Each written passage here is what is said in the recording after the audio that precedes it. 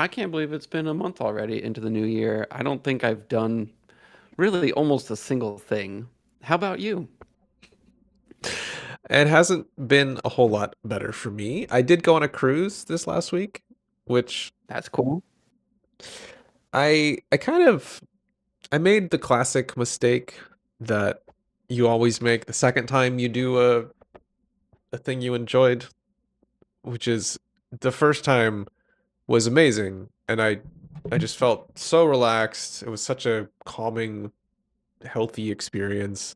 I came back feeling so clear-headed and just great. And so I went into this one thinking this is gonna be just like that. I'm gonna I'm gonna be so chill and at one with the world and the ocean and everything, and that just didn't really happen. I I had a bit of a hard time. I think there's something about well, I don't think. I know if you go from being pretty throttled up to sitting on a boat with no internet and nothing to do besides read a book or stare at the horizon, there's a lot of thoughts and things that just start to come back. You know, everything that's been suppressed by all the distractions and the work and the internet and the people around you, everything. All that stuff just shows up and you have no way of pushing it back down. You can't really distract yourself. So you kind of just have to contend with all of that. So I went through a couple days, like solid days of just really genuinely feeling anxious. You know, the first day I checked and I had like 20,000 steps from and I was just we didn't really need to walk that much, but I'm just on the boat and I would sit somewhere and after 30 seconds I'm like I got to get up and move. Like I just can't I just could not sit and relax and be calm. And it really took a few days for that to wind down. And even after it did kind of throttle down, it was still it wasn't like, oh, okay, we did it, I got through it. Still felt a little rough. So it was different. Did you ever get there? Did you ever find peace of mind? I mean, it got a lot better, but no, I don't think I really got to the point where I'm like, yes, I feel amazing. I can sit in a chair and look at a cloud for an hour like I did the first time. And I really think that part of it is that it is the winter time, and part of going on the cruise was to take a break from the winter and see the sun and all of that, which again, I do think it was helpful, but I think I have not really done that well this winter, trying to do all the things that I know help with dealing with the pretty predictable kind of seasonal affective disorder depression stuff that I tend to get. Like I haven't been taking vitamin D, haven't been very religious about getting up on time. My running stuff has fallen off. And I was kind of like, it's fine. You know, I'm still working. I'm still staying focused. I've done a pretty good job being off the internet and all of that stuff. But I think after peeling away all of the distractions and just having to sit with myself, it became clear of, oh, actually, I'm not doing so good and probably should have been taking care of myself. So, surprise, surprise, but it was at least illuminating in that way. Well, I'm not doing too much different, and I didn't really go on vacation, so you know, it's not just you. I've been in a state of mind I don't feel like talking about, but it's not been wonderful. Uh, yeah, like we haven't done the podcast in 2 weeks or however long, two, At 3 weeks. least maybe It's been three. a while because, well, there are multiple reasons, but I don't think I would have had much to talk about other than kind of depressed, whatever. So I, I don't know. I have some hope that us talking today will spur us on a little bit. Even just preparing for tonight's episode, I was able to do a little bit of stuff. And I guess it's I opened with I haven't done anything, but I have done a couple things that I could talk about. Like today. Well, okay. One of my goals this year was to do like an exclusive, like members only video every month. Just kind of I pared saw that you back, put one of these slower. up. Yeah. Yeah. So I just did a second one tonight, right before the podcast. So just set up my camera, my sketchbook stuff, and record about 10 minutes worth, and then edit it down to about 4 to 5 minutes, and then export that. And that's my exclusive members only video once a month. And it sounds really simple and easy, but yeah, it's certainly not as hard as doing the bigger YouTube videos, but it's still like you kind of gotta talk yourself up Hmm. to making a video and preparing everything. So I was proud of myself that I was able to do that Yeah, that's today fantastic. after I got home from work, and then immediately hopped on here. So I just gotta, like, after this, I'll upload it, and then that'll be my check for the month of that. So I feel good about that. The other thing that I'm excited for is that I got a printer scanner. Oh, your lights are going crazy. I just they look too dingy, so I put them on studio, but I feel like I just walked out of a movie theater into the sun. Purple sun. Yeah. Anyway, I got a printer scanner, like a pretty nice, not the best, but a pretty nice printer scanner. And Okay. this will enable me to be able to scan my drawings and print stuff. And I'm very excited about that. I started scanning all my drawings because one of my goals this year is to make the zine and then make a sketchbook and print Yeah. them. So I have a lot of work to do, but I managed to scan a bunch of my drawings and they look great. So now I have to go in and edit every single one of them, clean them up a little bit and start positioning them and figure out how to do all the formatting and template and paper and printing and all that shit. Like there's so much. I'm very nervous and scared about that, but I have made some progress in that direction, so I'm This kind of is excited about that. for the zine? Like that's the Yes. the result of what you're trying to do here? Yeah. Yeah. Cool. So I've done a Oh, couple things. I feel like you really kind of undersold it there. You said you haven't done anything, but it sounds like I've been doing stuff. Well, it has been like a whole month, and that's it. So I recorded a 10-minute video and I bought a printer. So if you say it like that, it's really not that much. You But put out a YouTube video and you started making tangible progress on your zine. So I think that's good enough. I also saw that one of your YouTube videos is coming up on 100,000 views, which is pretty yeah, crazy.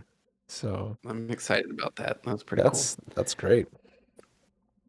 Yeah, I'm ex I'm excited because once it hits 100, I have this Google Doc where I just have a list of all the numbers, like hit 100,000 views, and then the next is 150,000 views, and then 200,000 views. Yeah. So my next one is 100,000 views, and I get to take that line and turn it green. And I'm just really excited to do that.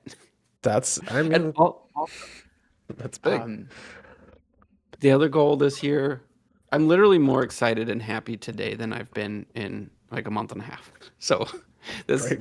this isn't a great indicator of how I've been, but one of my goals for this year was to get 50 patrons or memberships on YouTube, and Hmm. I'm combining them into one. I'll just call them patrons, but Sure.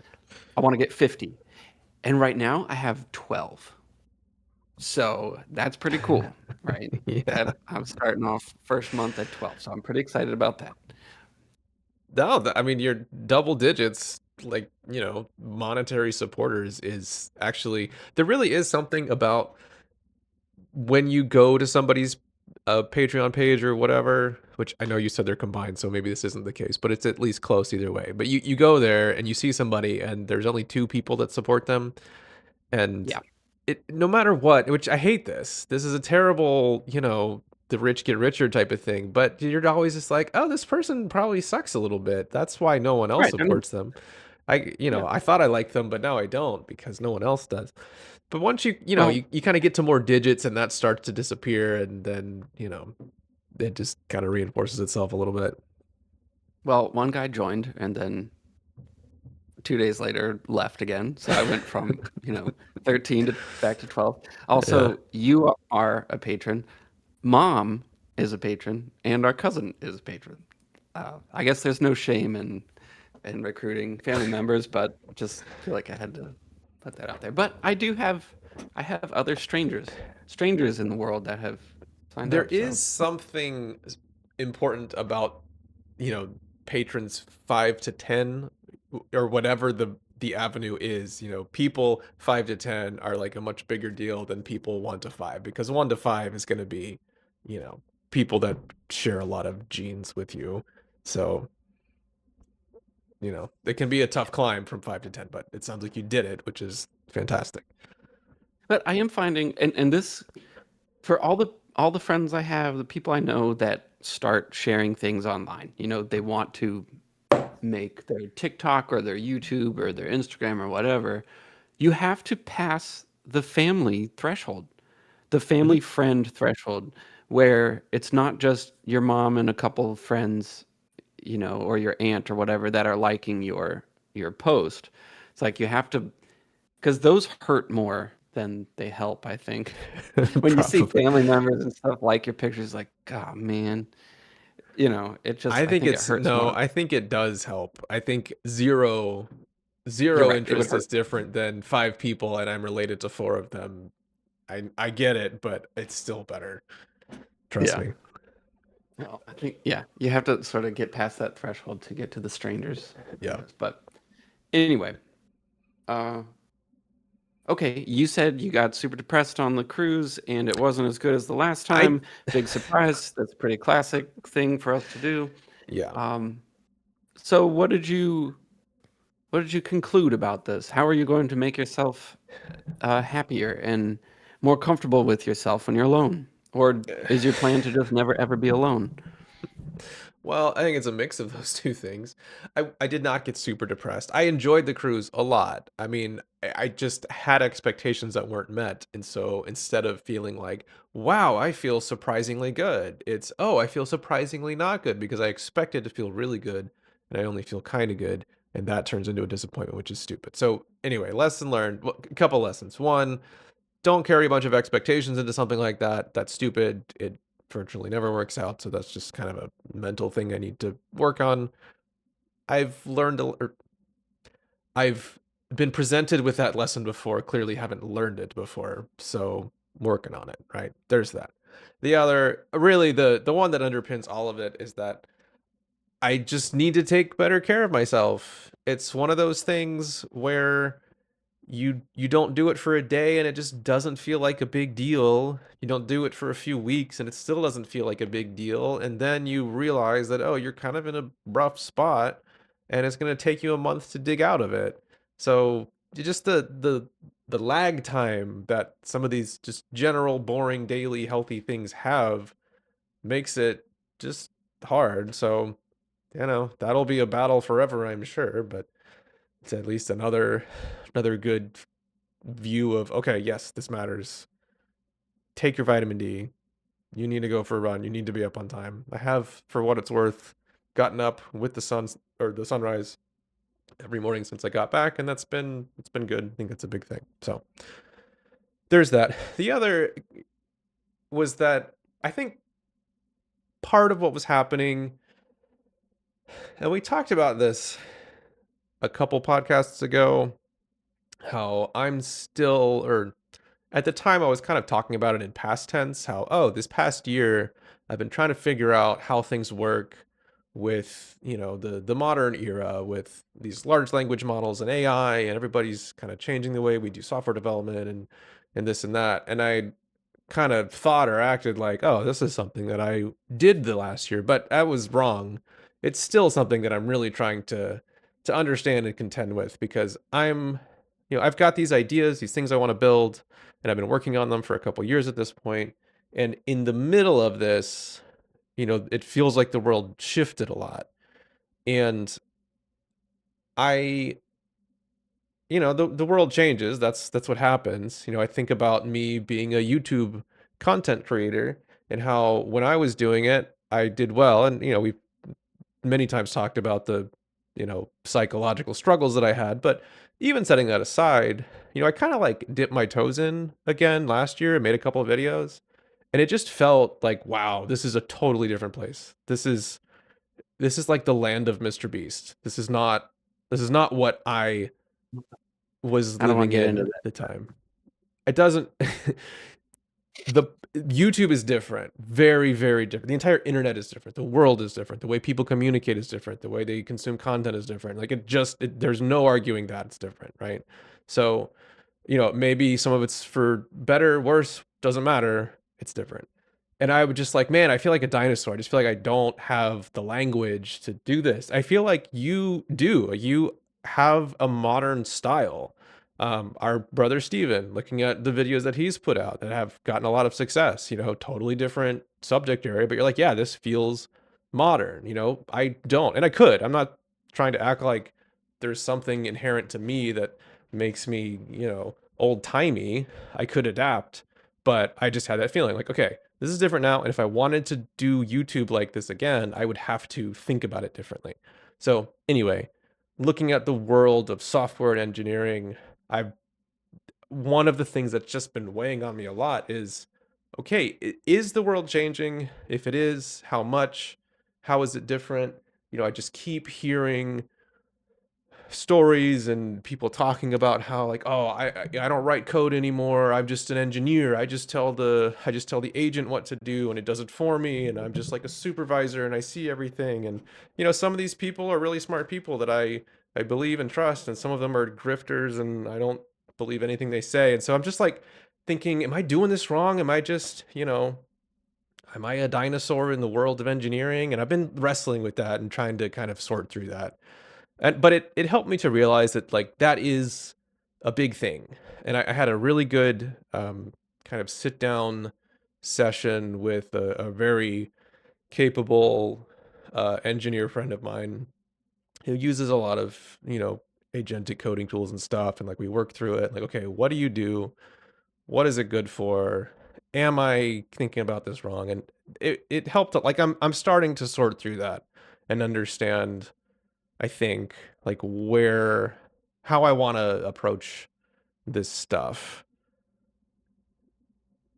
Mm-hmm. So Yeah. I think I'm getting there.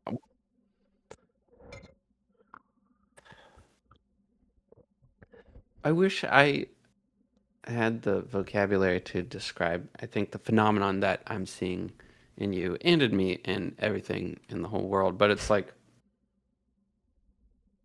the the things that used to bring so much fulfillment and joy are broken. And I don't even just mean AI, I mean the world Hmm. and just the way we're sort of being reprogrammed. Like our attention spans are changing, our lifestyles are changing, everything is changing so much that the things that used to be fulfilling change without you even really noticing it at first. And it's just different. Like,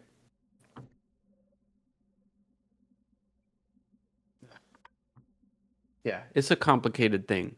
But you being a coder or a software Hmm. engineer, doing that used to be very fulfilling because it's using the deepest depths of your brain and it's a fully engaging process.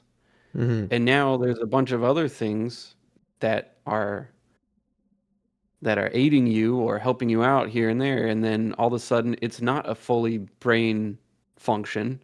It's just 20% of your brain, and then it's not fulfilling anymore. And then there's no challenge. It's a different challenge. It's a different thing. And so some of the fulfillment starts to fall away. At least, I don't know.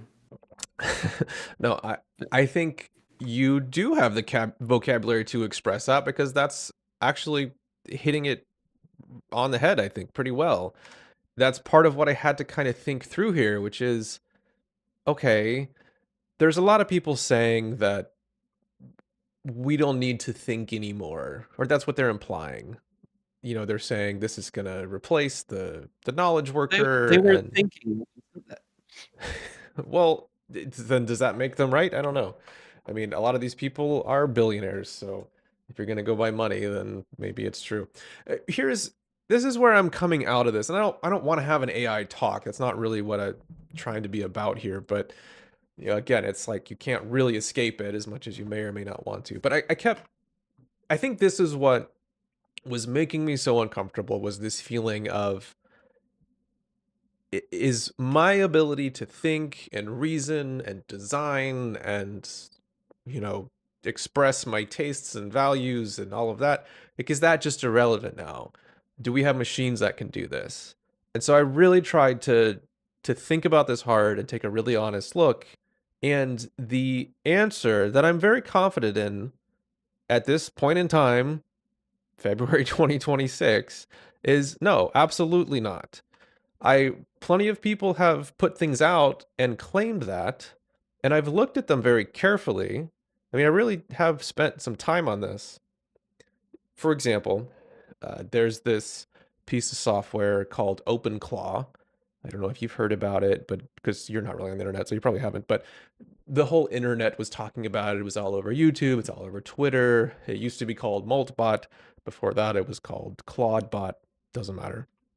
But it's this software that some guy, I think it was mostly one guy, he put it out there. It's this open source thing, and it's like your virtual assistant. It's a program that runs on your computer, and you can connect to it however you want, over Discord, over Signal, over Telegram.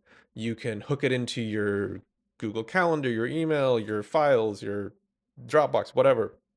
You just like connect it to everything, give it everything, and then you can just be like, send it a message over Discord, say, hey, assistant, you know, go through my emails and respond to everybody and, tell them whatever, and, build me a code feature and all this stuff, right? And there's some interesting things there. I think everybody does want an assistant. I think that I want an assistant. That'd be great. The other is that this guy, claims to have built this whole thing without even looking at the code. Like I just tell the agent what to do and it does it. And it's this big huge piece of software. It has tons and tons of features, and I'm like, this guy built this in weeks or months. I mean, what am I doing? I've been working on my stuff for years, and like, this thing is huge. So I installed it and I used it, and it's very interesting.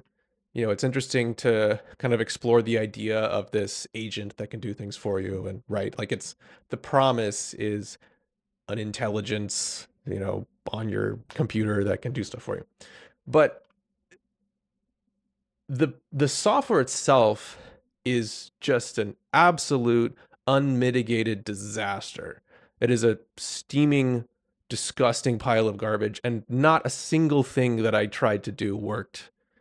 Like, it was broken in just 1,000 ways. It was comically bad and broken. And I spent 3 days working and playing with it, and I probably got like 10 minutes of real work done. That, I mean, I could have just sat down and done 10 minutes of work, and it would have equated to the 3 days I spent trying to get this thing to help me do work. So I walk out of that Mhm. thinking, okay, this could be useful. This might be interesting, but this isn't it. If this is like the example of, yeah, we don't have to think anymore. We can talk to the machines and let them do it. Like, nope. We don't. That's we're still in the realm of needing to work on this stuff. So, like, all of the people claiming that you don't need to think anymore, that it's all just kind of done by machines, they are wrong, and I'm sticking with that until someone shows me an example otherwise, but have not seen it. So, I've decided that that is very comforting, and that I still need to think very hard. These machines can't do it for me. They can help with things, and I've decided that I like that. There's a lot of things that I don't really want to have to do. I don't want to have to go spend an hour searching for some obscure piece of information. I can have this machine do it for me, and like, generally great. I like that. I did not want to have to do that. Crawling through crappy Google searches is not fun. Reading a big piece of code and trying to find some particular line, also not fun. So like, it can do that stuff for me, and I like it. Um, so anyway, try not to get too sucked into this stuff, but I'm feeling a lot better. I have kind of reestablished this confidence that, yeah, I think what I want to do still matters. I'm pretty sure that what I want to do is the kind of thing that at least some people would appreciate and want. I think there are still some people who want real solid tools that they can use and feel good about and use for a long time. I don't think it's gone away entirely. But also, the other piece of this is that it is pretty clear to me that we are entering a world now where if you want to be someone who if you want to be someone who thinks hard, if you want to be somebody who has good taste, just even as like a consumer of something, if you want to be somebody who loves music and seeks out, the unique music, the people who are really good and doing something really interesting, but are not, the kind of thing that everybody's lip syncing to on TikTok, then it takes intention. Like it's gonna have to be a conscious choice. If you want to be a physical artist, you want to do, you know, oil painting and acrylics and, physical media, there's going to be people who appreciate that, but like it's going to be people who are consciously choosing to put their mind on those things and be interested and invest their time. Like we use this example, but record stores, there's a lot of record stores. That takes intention. Records are annoying. And there's a group of people who are like, no, I'm going to do annoying stuff because I find it rewarding. It's way easier to just turn on random, Spotify mixes, but I'm not going to do that. I want to seek out music. So, it's been that way for physical health for a long time. The world does not require you to exert yourself and, be healthy. You have to choose to exercise and to run and to lift and things like that. And like now for mental work, you're going to have to choose to do it. And I want to be very careful that I choose to use my brain. Like I want to use 100% of my brain, even if it's assisted by an AI, like fine. I'll just work on harder problems. And the dumb stuff I can pass off to the AI, fine. But I want to be using 100% no matter what. If that means I can do more, then I'll do more. But I'm still going to throttle up to the limits of my ability. And I want to be very intentional about that. So anyway, that's what I've been struggling with for this past week. I know we've talked about a lot of those things before, but I'm still just working through it. I do think it's a important moment in the technological progression of humans, and I'm like wrestling with it, and I'm feeling a lot better about it. That's a struggle that comes and goes for me. Like it cycles back over and over again. And some sometimes I feel like I've found my place and I'm crushing it with art or Sure. YouTube or whatever, and I don't get why other people are complaining about the state of the world because it's really not that bad. You can still create stuff. There's still good people out there, whatever. And then the next day I will totally crash into that feeling of I'm not needed anymore. I think the problem that you're feeling, I'm feeling, people are feeling is I don't know. It's like one of the pillars of being a human. There's, you need food, sustenance, whatever, food, water, shelter, and whatever. But one of the big ones is that you need a place in society. Like you need to feel needed as a human. You you need a place in the family order. You need a place in society where you've you're sort of handed your purpose. And I have felt that throughout my life. I'm the weird, talented loner kid or whatever in high school, or in middle school, I'm the little preppy kid that, or whatever. It's like I had my little place in society growing up, and I felt that for no matter what I struggled with, I still felt like I had that place in society. But that with my music, with my art, with I was a creative person, and that's my social order in life, and that's what I'm meant to be. But in recent years, the need, like the actual need for that is dissipating to absolutely nothing. And I think that's the real hurt as a human right now, is it's just like, wait a minute, people don't like we're not needed anymore. So you totally lose that sense of purpose and the sense of fitting into a society, the sense of being needed.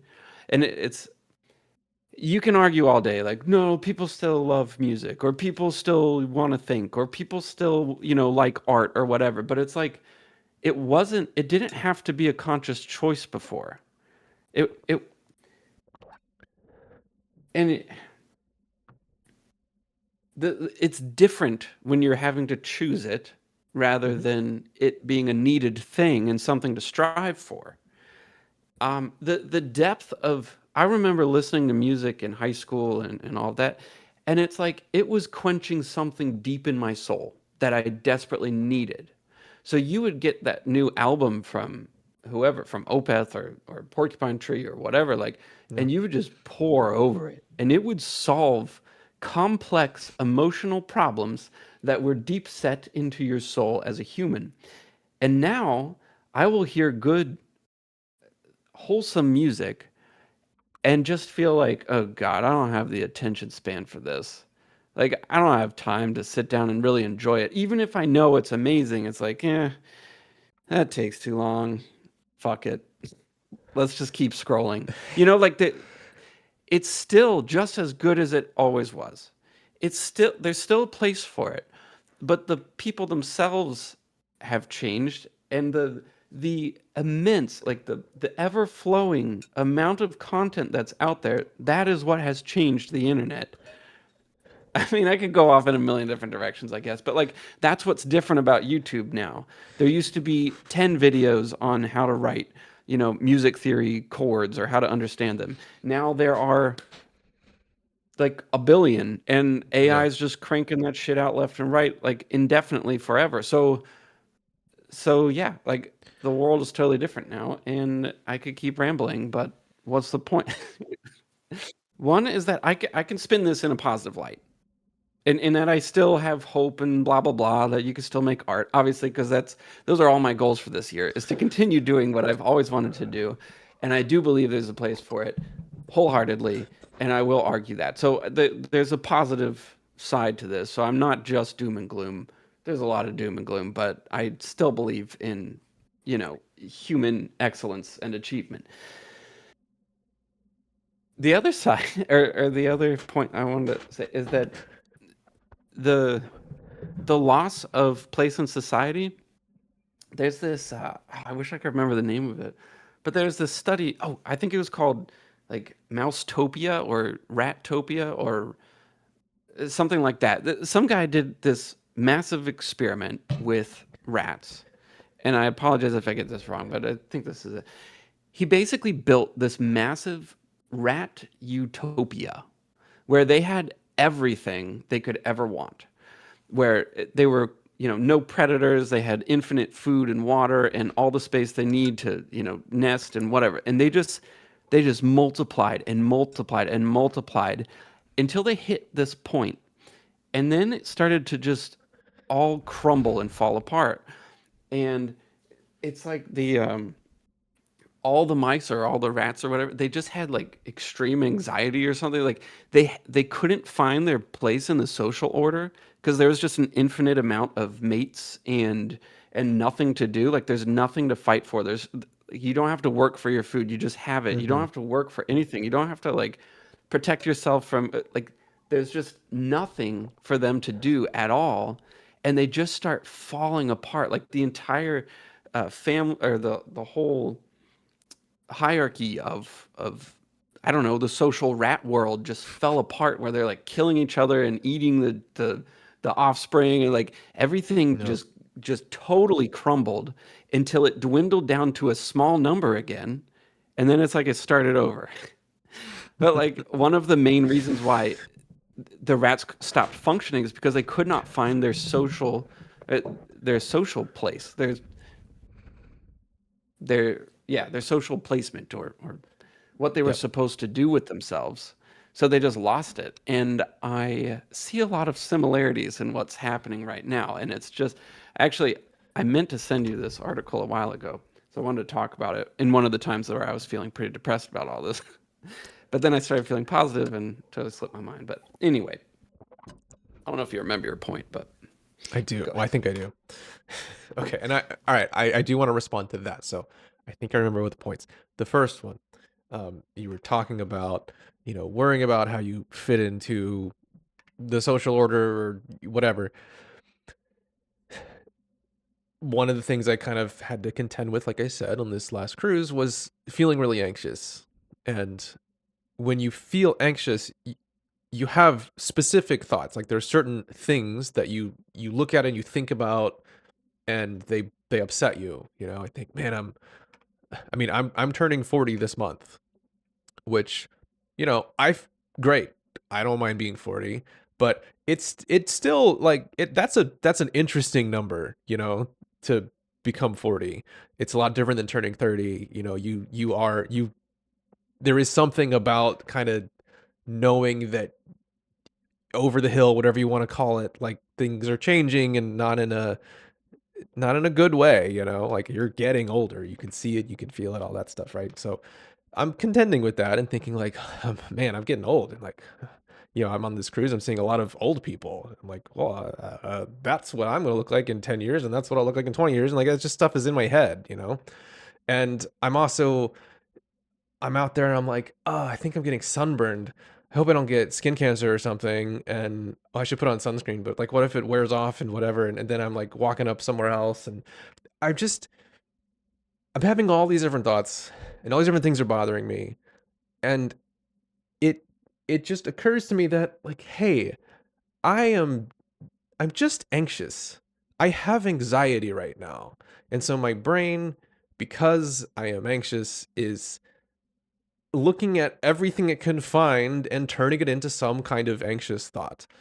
And if I didn't feel anxious right now, if I were calm and like at rest, and again, I really do think a lot of this has to do with not having a good circadian rhythm and, all the things.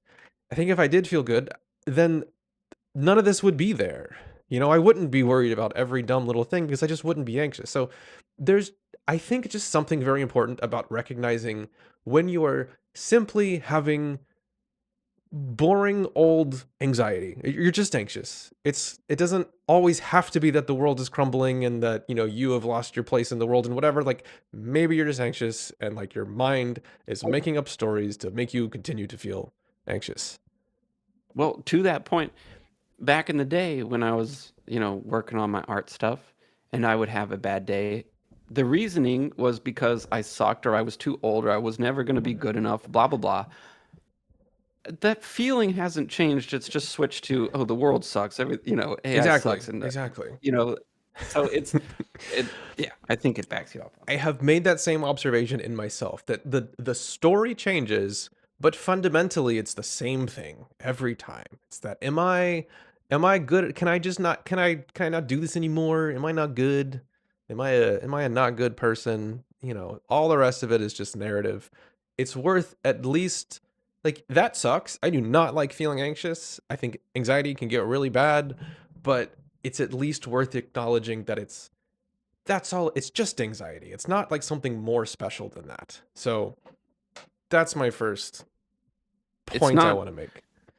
it's not death yet, but it will be, soon for you because you're turning 40. Well, Closer to it. yes, I thought about that. Thanks for the little memory jog. So, second point is, so what if you have to choose to be an artist, to do, I mean, I think that actually this goes back to one of the original, more controversial founding principles of the overanalyzers, which is that everything is your fault.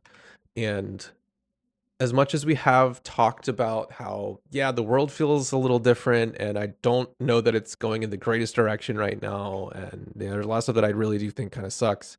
You're saying how you used to love music. You could just dive into an album. And I remember that too. I remember getting the new World's End Girlfriend album and putting it into my record player and firing, like picking which pair of speakers I wanted to fire up because I had a whole wall of speakers and sitting on the couch and for the next hour just listening. Like that's it, just listening to it. Nothing else. And it's like a transformative, amazing experience. When was the last time you did something like that? It's been a long time, but here's my point. That's my fault, and it's your fault too. I mean, yeah, there's distracting things. You can scroll on TikTok and find mindless entertainment. You can binge watch TV shows. You don't have to do that. You don't. I mean, yeah, on average, the world's going to be doing that, but you don't have to. You can choose to do slow, meaningful things. And I'm working on that, and it's hard. Like, it's harder now than it used to be, for sure. But also, like, let's not forget that we are people with agency. Nobody's got a gun to your head right now. Same for me. And so, you want to listen to music, listen to music. I mean, do it. You said that maybe the theme this year is like grow up a little bit. And I'm going to say, I think this is a pretty good example of do that stuff. Why not? I mean, it's still there. People still make really good music. World's End Girlfriend is still doing his thing, and I still think he's incredible. There's a lot of really good artists out there. It has not gone away.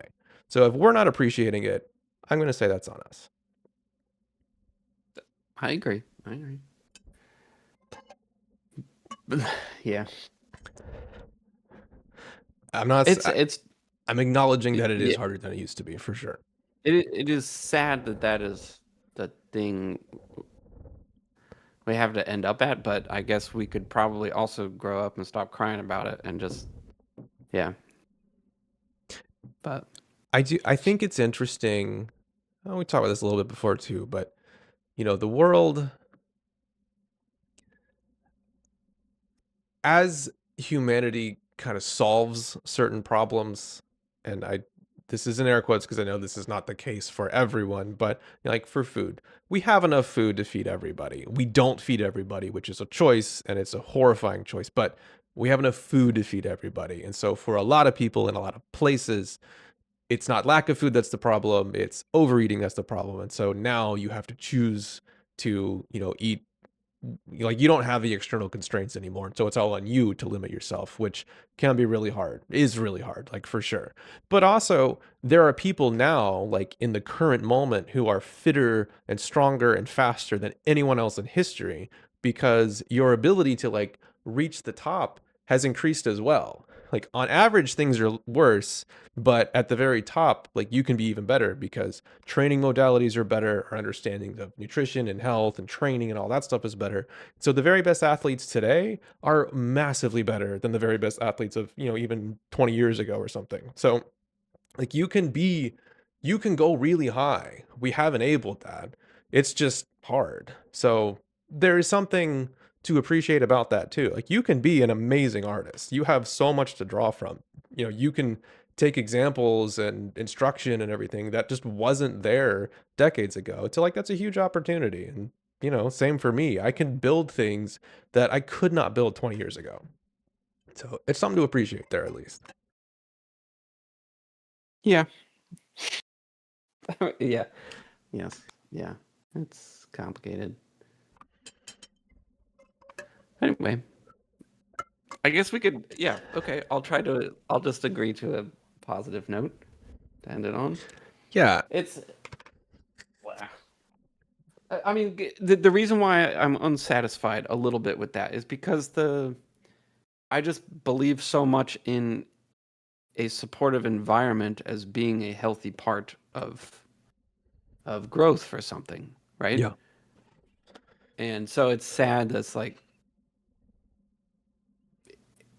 it's difficult for me to just say, well, really, we're in the best of times for human achievement and No. everything, because it doesn't, like, the environment. This is what we're disappointed in, is that the Yeah. environment fucking sucks now, and that's what we want to change.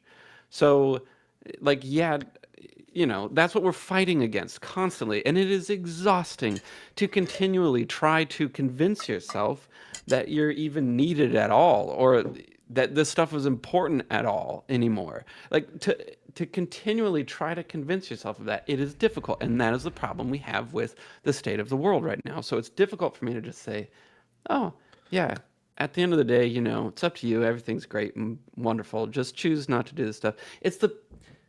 Yeah, I just, like, disagree with the way we have structured things in society, which, it's Yeah. not a big surprise. And that's what we're trying to change. And I'm actively trying to be the thing that I want to be, which is difficult to figure out, but it's like, no, I want to make videos on the type of art that I like to see. You know, I want, I don't know, I feel proud of what I'm trying to do. But the problem persists. There is a problem with the Yeah. way society is structured right now. So it's And hard to just end it on a blanket positive note. I don't want to be accused of being too positive. I I am also having a bit of a hard time with the world. I do not think society in the world is at its best moment right now. But the part where I am somewhat positive about this is that I am not convinced that we are just like on our way down to the bottom. I really don't. I hope and I don't think that's the case. I don't think like we're on a downward slope and there's always a feeling or a tendency to just kind of project straight along that slope.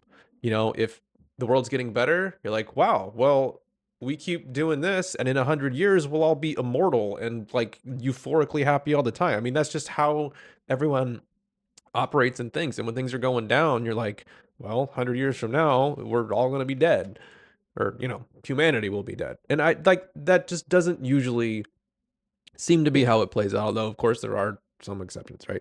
But generally, I think we're not in a good moment, but I'm not convinced that we're just like down forever. I think there's gonna be a people are going to start to understand what has happened. It's already mainstream dialogue now, which I think is a big deal, and I think there will be a sort of correction for it. So I have some positivity there, but I don't want to act like everything's great and all you gotta do is just, you know, quit being lazy or something. I'm with you. Okay. So we'll end it on a totally neutral All right. neutral note. Yeah. All right, good enough. Any goals for the next week or do we skip that? Yeah. No, let's do that. Okay. So, well, next week I got to go back to the gym for the first time in like 3 months. So, that's not interesting, but it's just something I have to do. Okay. I've been reading a book, and that's been Good fun. thing. I think by next week I need to have a new drawing. Shit. Yeah. I need to have a new drawing by next week. Damn it. Yeah, I'm going to commit to that. Okay. Um Damn. okay. I'm not ready, but new drawing by next week. Okay. Yeah. What about you? Yeah, I need to do a blog post because I did not do a January blog post. So Okay. that's By not a good next way to week. start the by next week. So yeah, blog post by next week. Um